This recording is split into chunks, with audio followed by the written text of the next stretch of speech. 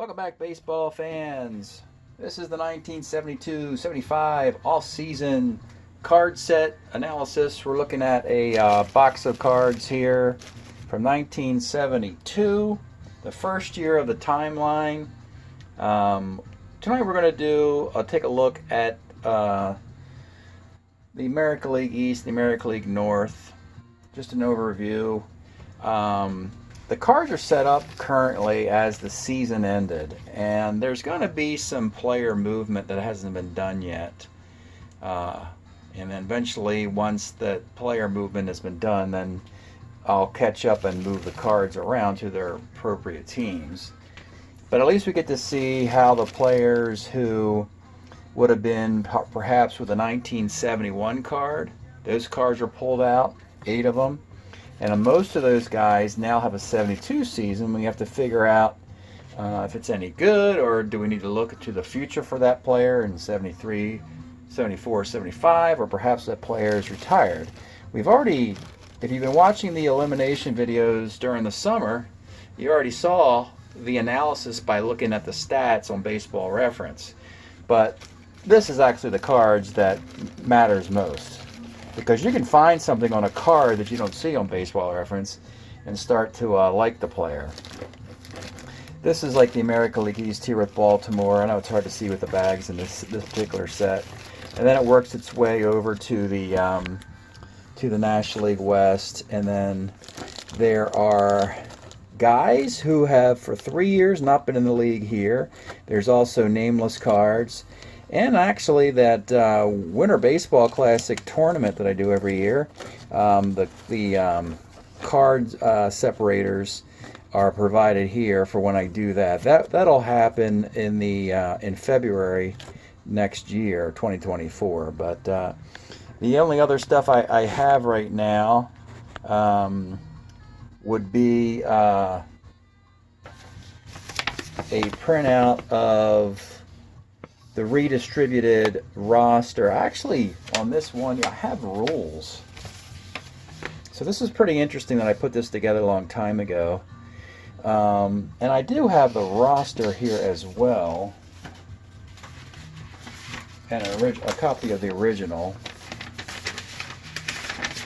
for the it'll say 73, which that's the year you get the cards for the 72 season. So it gives you all of the 48 additional American League and 48 additional the National League with these extra cards, Al Lou, Maxville Sims, and so forth. And believe it or not, when I redistributed the league, there were 6 pitchers I didn't particularly like, and so I pulled them out all together as undraftable. These guys here, and some of which have been in, like Lou Krause was in the league, and we retired him because he's so bad. But I mean, these 6 guys could then theoretically go into the section of this section down here now, where the free agents are. Though I still don't think they're going to get in the league because they're just not that good. But it had an errata. This printout kind of goes through the math I use. So you get 480 original, 24 teams in baseball, 20 per team. The extra players, they added 4 cards to get to 560, but you have to remove one of the Duke Sims because that's a duplicate. So you have 2 Duke Sims, so you get rid of the worst one. That's 579, and this was the distribution of 229 pitchers and hitters. And so this meant that I had to add this stuff: 26 lefties and a righty, and 34 nameless hitters. And then when I redrafted out this league, the first thing I did was the 24 teams protect 12 players, so 288 guys are already protected and safe. And by safe, I mean like Johnny Bench is on the Reds, Hank Aaron's on the Braves, Brooks Robinson's on the Orioles. The real obvious stuff that's concrete, that is not, I've got to have the constants in my league, and then the variables are expanding these extra teams. Each team loses a couple cards to expansion, Then after those cards are lost, then those major league teams protect 4 more. And then they go back and forth. The expansion gets 6 and then 2. And what happens is traditional MLB teams protect, expansion teams take a couple players, and this goes on and on and on and on and on until we have 640 cards in the league. And out of a 645, because I wrote in 5 extra to replace those 5 righties I did not like. I showed you those 5 righties. So I wrote in extra nameless cards. This is actually the one loss records here. Texas 54 and 100. This is not a great year. This column is wins. And here's Pittsburgh at 96. They lost to LCS to Cincinnati 95. And there's Oakland. There's the Dynasty A's at 93 wins. That's it. Now, granted, it's 155 games because there was a labor shortage. But it's a pretty ordinary set. And so now, let's take a peek. We'll go through those 2 divisions and make a wrap. We're going to start with Baltimore. And I'm looking at guys whose contracts are up. I already sorted them. So Earl Williams' 71 card is gone, and here this one is on the keeper list, and he'll be kept with this, whether it's the Orioles or somebody they trade him to. Here's a Dave McNally card. We're already talking about trading him to the Expos for Kenny Singleton. Excellent card here. Boog Powell is trying to get traded to the Cleveland Indians for a 75 card. Here's Brooksy. He's going to be a 1 in all 4 of the years from 72 to 75.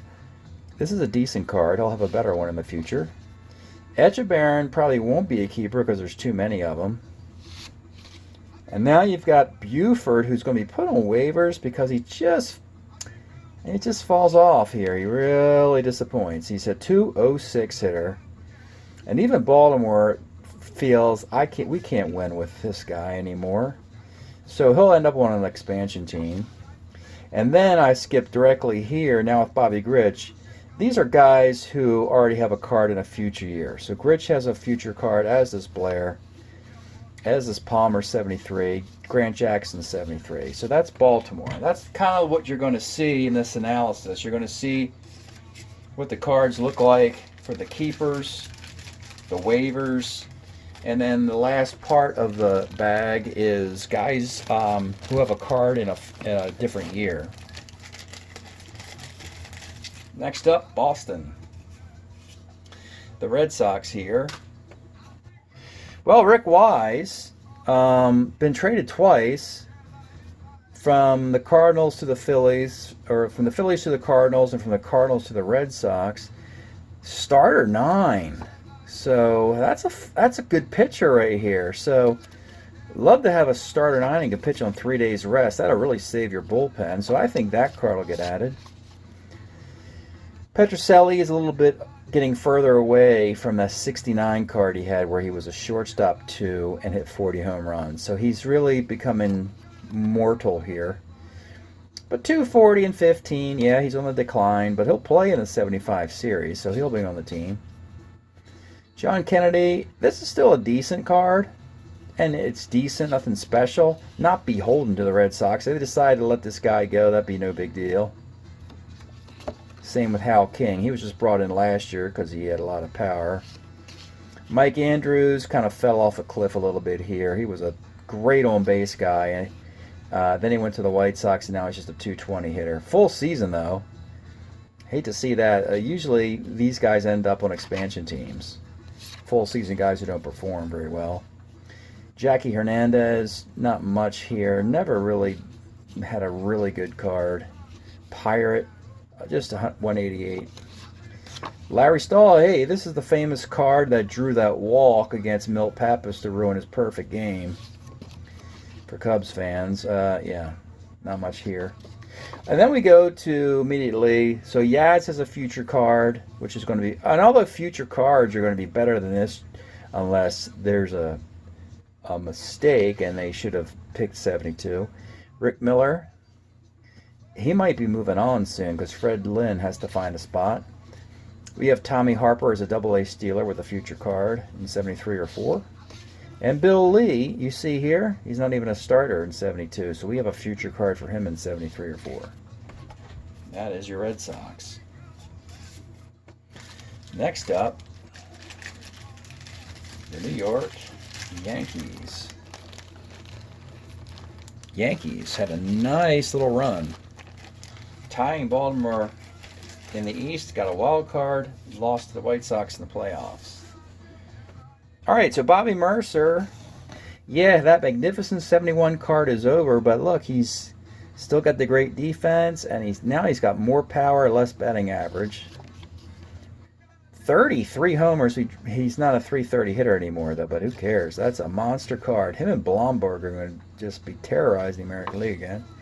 Stottlemyre's card's up. He's got many years to choose from 72 to 74. They're all pretty good. Roy White, he's starting to... 71 really was his best year. Again, bad throwing arm, good range, good base stealer, can draw walks. Hits 270 now. Nettles is a 2 at third base with not much power, this card. And he's still an Indian? Yeah, he's still got an Indian card in 72. You might want to bump him up to a Yankee card. We talked about that Fritz Peterson might be traded. Well, actually will be traded to the Cleveland Indians for Chris Chambliss. And this wouldn't be a bad card for the Indians to get a hold of. Remember, the Indians struggled with no good left-handed starting pitching a year ago. They do have Jim Perry, Gaylord Perry, and Dick Tidrow. And I don't think the Yankees are going to get Chambliss and Tidrow off of the Indians. That would be a get, of course. They're going to have to wait a little bit longer until Tidrow's a reliever later in the decade. Bloomberg, he does a better 268. That's not good enough. He has a better card in the future. Horace Clarke, just kind of an ordinary switch hitting second baseman. Nothing special. But for this timeline, that's good enough. You see, it's a full season. I mean, in this period, you don't have a lot of flash with the batting average. This is solid enough to be a team's everyday second baseman, just not very spectacular. Now we got the future cards. Munson 73 is in the league, so we don't need this one. Stick Michael has a future card where it's 260, whereas this hits 233. We got Maddox 74 card where he's on the MVP list. This one would certainly not get on any MVP list. Fred Bean, as a reliever, he actually has a card with an ERA of 190. This one's 233, not bad, but again, we have his better card in the league, so no use for this. And this is not, well, actually, this isn't bad for Lindy McDaniel. 2 1/4 is good. We got a better card where he's a relief 4 starter 8 in the future. Actually, those cards are pretty decent to think that the Yankees have those same player names in a future year, because that means you get more time with them. So that means the Yankees are going to be good next year and probably the year after, and we're not even at, well, actually, we would be at 76. So, yeah, I think, the Yankees 76 World Series, it wouldn't surprise me if they get there sooner. Watch out for the Yankees. I know it seems like a long way away from Billy Martin and Reggie, but yeah, we're on the precipice, I guess, in a few years of that. All right, here's Toronto, the Blue Jays, and their magic year they had. Clyde Wright, they want to bring him back as an innings-eating left-hander. Great year. They got him. They sent Splittorff to Wright went to the Royals, and the Royals sent him here for Splittorff. And wow, that's a great starter 8 card for Clyde Wright. So Toronto's going to be in great shape with that. Milt May, where has the power gone? It's gone. It just disappeared here. No home runs. 281 batting average is nice. Batting average is nice, but you'd think you'd find him with more power. Now you're seeing these Met players starting to fall off a bit. AG, this is okay. He's a 3 in center now instead of a 2. And he's just an okay hitter. He's a 227 hitter, 13 home runs. Yeah, if you're going to run these cards into the league, you're going to have a hard time repeating what Toronto just did, where everybody overachieved. And here's Clendenon. He's just kind of meh here. It's just still hanging in the league, but not very special.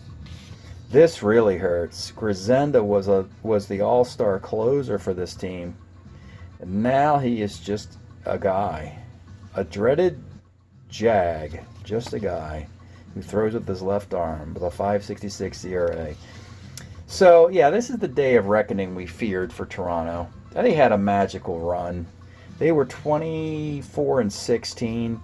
Then they lost valiantly to the Oakland A's in the wild card round, 3-2. They were up 2-0 in that series, and then the A's figured them out. And I have a funny feeling that the American League East is going to figure the Blue Jays out next year, meaning Baltimore, Boston, and New York are going to tag team and really go after these guys so that this doesn't happen again. Nice Carl Taylor card. He's in there in a future one now. And then journeymen like Darryl Chaney, and then Mike Lum's got a better card in the future. Carl Morton's got a better card in the future, as is Jerry Royce. So aside from Clyde Wright, this particular box, this year of 72 is not very kind to Toronto. I'm going to pause a moment, and then we'll go to the American League North. Be right back. Okay, all right, let's back. We're in the American League North. We're going to go to the Expos, who had a really great season. Unlike their Canadian neighbor, they actually have a farm system which has some good players in it, for this timeline, at least. So Stoneman was the ace, and he's going to run it back as a starter 8 with a card just as good as the one he just had. Not really known to continue through this decade and be part of the winning ways of the Expos, but at least for 72, you're going to invite this cat back. This is great news to get a great top of the rotation starter when, you were expecting it to be Steve Rogers or somebody else. Steve Rogers is still around though, and Steve Renko is here. Now here's a starter 5, and I'm not crazy about starter 5s. And I wouldn't take this guy unless I made him a long man. So I'd take Renko in a different year. That's not good. Those stats aren't good, so that's not going to work. Ron Hunt has got a better year in 73. He's still getting hit by a pitch a lot, but this card's a little bit of a dip here. 253. Have a better card in 73. Boots Day is probably going to lose a center field job to Willie Davis to be acquired in a trade with the Dodgers. Not sure what Davis's future, Boots Day's future is.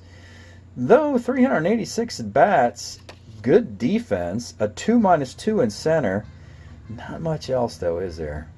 That's a shame. I was going to say he might end up on an expansion team, but theoretically, the Expos are an expansion team. All right, so here's Staub, and this card has to be traded to the Mets. Doesn't have to be traded, but historically, I'm going to make it happen. I'm going to make them have the Mets acquire Rusty, because I like to keep as much of the important baseball history as possible. So I want Staub to play for the Mets, and the Mets could certainly use this stick. So John Bateman might come back and be a catcher. He's on waivers.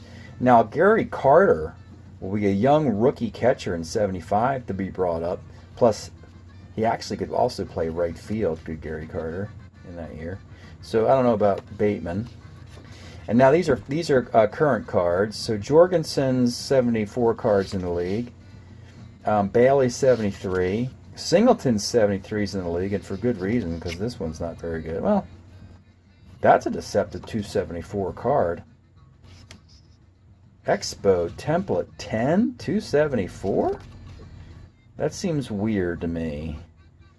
What you're saying is Kenny Singleton was the 10th best hitter on the Expos in 72. I don't think that is. I think they messed the order up. There's no way he's the 10th best hitter with a 274 average. That's wrong. But that's his template. The 3-2 is the 10 hitter. Anyway, Ron Fairley's got a few. This is a good Fairley card, but he's got a future card in the league. That's the Expos. All right, next up, we're going to do Cleveland. The Indians set up to make some deals, and they probably need to make some deals. They got to shake it up a little bit. They fell behind not just the Tigers, but the Expos as well into third place. And that, that's not supposed to happen. Cleveland and Detroit are supposed to dominate this division because the other two teams are expansion teams. So Vicente Romo, who wasn't theirs, had a nice year in 72. He might come back. It's a very similar performance to the one he just had. Same with Ray Lamb. He was the long man, and he does well here also. No spot for him in the rotation, unfortunately. The right-handed slots are filled by Gaylord and Jim Perry and Dick Tidrow, so he has to go long man. Ray Fosse, he seems like the keeper. He's still with Cleveland. You want to keep him away from the Oakland A's as long as you can, because you're trying to prevent that dynasty from happening. Mingori was a lights-out closer a year ago. This guy is not lights out, but he's a left-handed reliever, so he's still good. And the Belanger, believe it or not, he's probably going to get traded to Baltimore for Boog Powell and Frank Duffy with some other equalizers in the deal. This is not a good Belanger card, by the way. Just 186. And he's a 2. So you got to find him as a 1 if that's available. Ron Swoboda keeps making really cool Strat-O-Matic cards. They always have on base on them. Sometimes they work on both sides. One year was all against righties, nothing against lefties. Here is your traditional platoon, crushes lefties or hits lefties well. Terrible against righties at 27%. So that's going to make this average look pretty weak. 248. So this is telling me that this card might hit close to 300 against lefties, or maybe 280, 290 with those walks factored in. That's a nice little corner outfielder there against lefties. We got Eddie Leon, a second baseman. He is a 2. He's still a 2 at second base. That's great news there for Eddie. Not much of a bat, but 2 infielders are always useful. That's how you win this game. Defense late in the game. Alex Johnson, really not very good in the outfield, but a good designated hitter in an era where we didn't have one yet in 72. All right, then we have Brohammer has a card in the league in the future. Actually, this is a rare case where they might want to go back in time and make him a 2 at second base. They got him as a 4 currently because of the bat. 527. Boy, they really should think about that. Loisan's got a better card in the future, as does Oscar Gamble. And Jim Perry as well, even though this is a good one. 3.34 ERA on 3 days rest. Did it with the Twins. He ended up on the Indians, though. And back to Romo. All right, next up will be the Tigers, the team who lost the World Series to Pittsburgh. And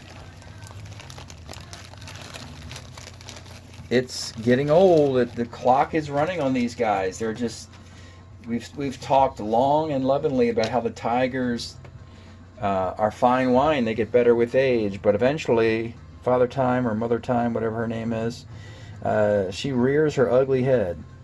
Not for Al Kaline, though. He just keeps running it back with a magnificent card, crushes lefties. Oh, he only hits 313. My goodness, Al. Yeah, that's going to be a great pick for the Tigers. Joe Coleman's not a starter 9 anymore. It's hard to achieve that to begin with. A starter 7, probably closer to his career numbers here. Good card. Really good against righties. Not that bad against lefties. 20-game winner, 19-game winner. Run that card back. Norm Cash. Well, you know what's a real shame here is that you can't run all 3 of these back, believe it or not. You can only add 2 cards, and the only other way to get around that is if you've got a 72 card already present in the dozen active Tiger players, you swap that out for a different year so that all 3 of these 72 cards could play. Because, yeah, I mean, I don't think Kaline, Coleman, and Cash, these are their best years in 72 at this point in their careers, and then they start to tail off a little bit in 73, 4, and 5. Nice card for Mickey Stanley. He'll have a good future card as well. 234 here. Now we talked about putting Gates Brown on waivers because he's just kind of ordinary now. He doesn't kill you like he used to. Bill Hands didn't do that great a job. Signed as a free agent, and now he's a free agent again. Now he's on the Cubs. Well, he's still with the Cubs. They don't have any room for him. Grabarkowitz played third base this past year, but you see now his defense is worse, and his walks that we love, they're just not quite as plentiful. He had the same template, but he had walks on 1, 5, and 6 all through the 3 column and 10, and they're just not there anymore because his average is down to 167. He just can't walk enough to cover for that, unfortunately. I think this guy just going to be stuck on waivers, looking for a part-time job. Fred Sherman did a heck of a job in the bullpen for the American League champs. Stats are good. Card's not particularly fantastic, is it? Kind of ordinary here. Nothing special. Throws left-handed, though. That'll get him a job. And now we're looking at guys who have cards in the league. McAuliffe has a better card in 73. Horton a better card in 74. Northrup in 73. John Hiller in 74, I think, or maybe 73. And those are your Tigers. And last but not least, the team with the first pick in the draft, the Ohio Players, and a team that is expected. If you watched the off-season the video I uploaded yesterday for the Ohio Players, you saw that they got the first pick in the draft, and they got their eyes on Vida Blue. So let's just go check out what would have to happen here. So Ike Brown would be a fun keeper. Infielder, outfielder versatility, on base, power against lefties with on base. That's a fun card. See, this is what an expansion team needs to do. They got to find fun cards like this that are playable. You can play with this card every day. Defense isn't there, but the versatility is there. And so it's a 250 card with 84 at bats. This is why you have Baseball Reference only tells you part of the story here. Once you get the card out and you look at it, put your eyes on it, you're like, I could see this guy matching up. Particularly if this guy was a shortstop and then they brought in defense for him late in the game, or wherever you needed a starter, maybe a DH, second or short. But I'm thinking starting shortstop and then get a 2 rangy defensive backup for him, so you can get all those walks. That's a fun card. Don Wilson. He tragically passes away after the 74 season. But 72, 3, and 4, he's very consistent, has great years every year. And this is the kind of player that the Oakland A's have their eyes on to join Catfish Hunter and Kenny Holtzman. So they'd let Don Wilson and Al Downing go. The Ohio Players would trade Don Wilson and Al Downing for Vida Blue. And look at Al Downing. He can also pitch on 3 days rest. Imagine that. 2 for 1. But the thing is, we know Wilson's career is going to end soon. Al Downing's getting older. Vida Blue will be around until the early 80s. So that's why Ohio would make this deal as a 2 for 1. Boy, if I'm the American League, I'd hate to see that happen. Catfish Hunter, Kenny Holtzman, Don Wilson, and Al Downing. And they have Doc Ellis. So they could just go with Doc Ellis and Vida Blue here in Ohio. My goodness. So this expansion team, I tell you, they were awful, but they can suddenly at least make some noise, you know? John Jeter used to hit 320. No more with that one. Sonny Jackson used to be a shortstop, and now he's kind of a one-way player.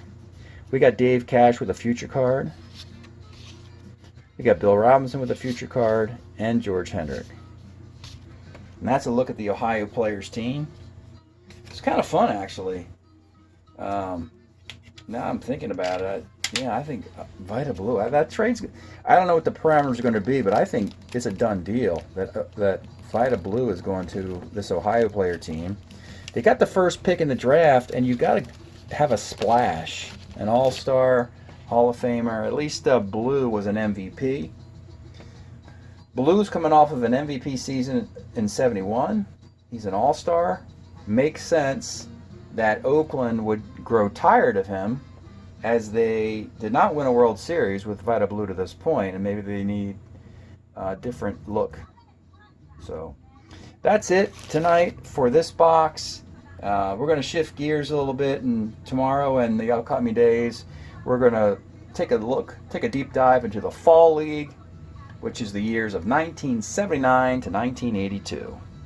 Thanks for checking out this look at the 1972 box. And we'll see if we'll continue looking at cards on Thursdays. Coming up next Thursday, we'll do that. And we'll look at the spreadsheets on next Tuesday for this Summer League. Thanks for checking it out. We'll see you next time.